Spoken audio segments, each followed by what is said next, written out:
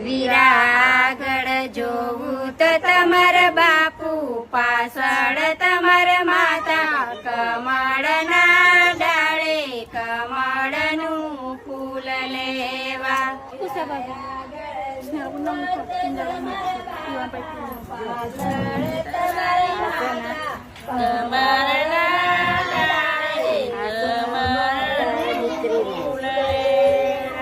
વીરા આગળ જોવું તો તમારા બાપુ, પાછળ તમારી માતા, કમળના ડાળે કમળનું ફૂલ લેવા.